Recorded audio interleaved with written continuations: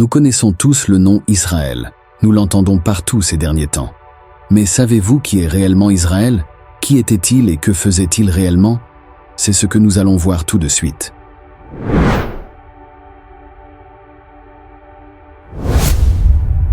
Israël est en réalité nul autre que le prophète Yacoub, Jacob. Jacob était le fils du prophète Isaac et le petit-fils du prophète Ibrahim. Le Coran nous raconte que dès sa naissance, Allah avait choisi Jacob comme prophète et qu'il lui avait donné une grande sagesse et une grande clairvoyance. Allah dit dans le Coran: « Et nous lui donnâmes Isaac et de surcroît Jacob, desquels nous fîmes des gens de bien. Et rappelle-toi Abraham, Isaac et Jacob, nos serviteurs puissants et clairvoyants. Le prophète Jacob a eu 13 enfants, avec 4 femmes différentes. Joseph, Youssouf, était le plus aimé de son père. Il était doué d'une grande sagesse et d'une grande beauté. Allah lui accorda aussi le don d'interpréter les rêves. Le Coran nous raconte que Youssouf fit un rêve étonnant, qu'il rapporta à son père. Quand Joseph dit à son père: « Ô mon père, j'ai vu en songe 11 étoiles, et aussi le soleil et la lune.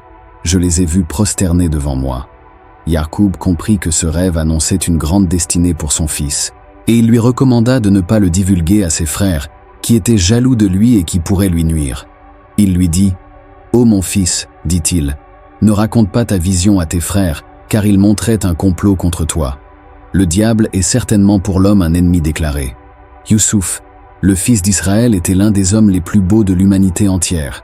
Allah nous dit que les femmes qui le voyaient ne pouvaient pas supporter une telle beauté. Lorsqu'elles le virent, elles l'admirèrent, se coupèrent les mains et dirent: « À Allah ne plaise. Ce n'est pas un être humain, ce n'est qu'un ange noble. » Sourate Youssouf, verset 31. Pendant une balade, les frères emmenèrent donc Joseph avec eux. Après avoir monté un complot entre eux, ils jetèrent leur petit frère au fond d'un puits, après lui avoir arraché sa tunique. Puis ils revinrent vers leur père, en pleurant, et en lui disant qu'un loup avait dévoré Youssouf, alors qu'ils étaient distraits.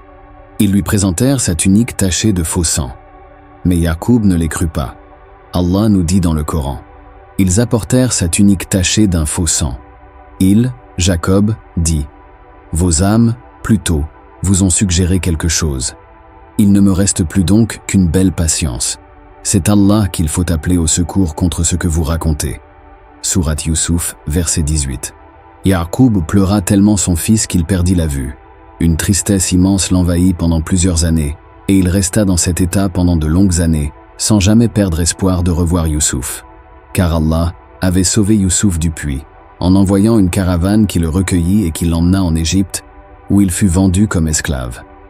Allah dit dans le Coran: « Et ils le vendirent à vil prix, pour quelques dirhams comptés. Ils le considéraient comme indésirable. » Mais Allah ne l'abandonna pas.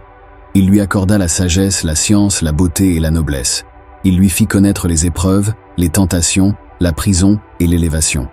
Il lui fit interpréter les rêves du roi d'Égypte, qui le nomma ministre et lui confia la gestion du pays. Il sauva le pays d'Égypte de la famine et fut respecté dans toute l'Égypte. Il lui fit retrouver ses frères, qui vinrent chercher du blé en Égypte.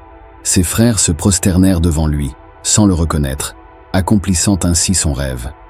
Les 11 étoiles du rêve qu'il a fait étant enfant étaient en fait ses 11 frères prosternés devant lui. Subhanallah, quel immense destin! Ses frères étaient remplis de honte et de regret en le reconnaissant. Mais il leur pardonna, et il leur demanda d'amener leur père et leur famille en Égypte.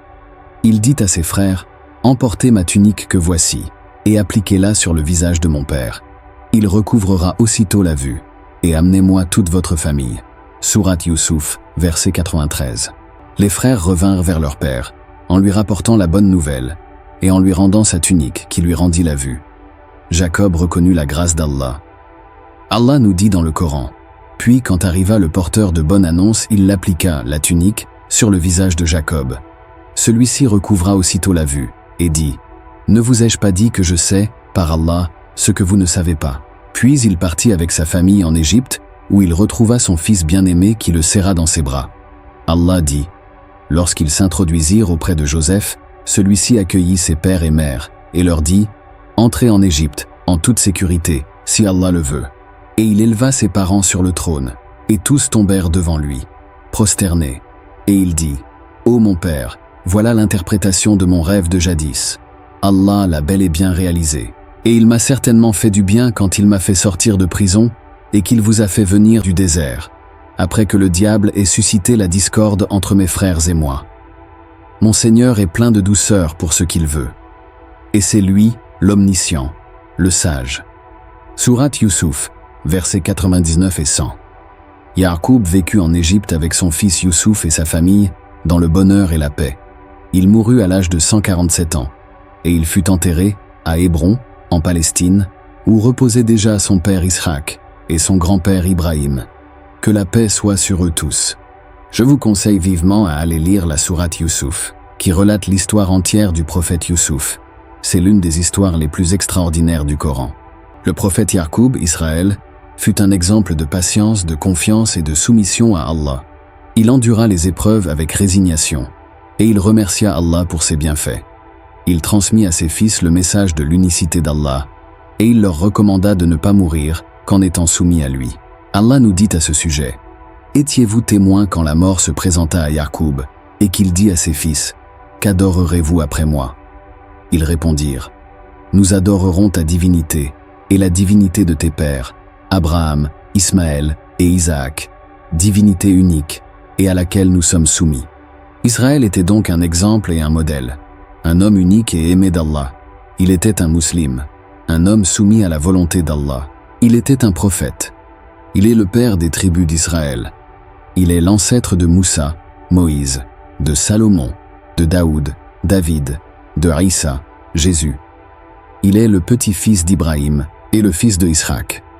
Israël était donc un homme, et pas une terre ou autre chose. Qu'Allah nous accorde de suivre l'exemple du prophète Ya'qub et qu'il nous protège et nous guide tous.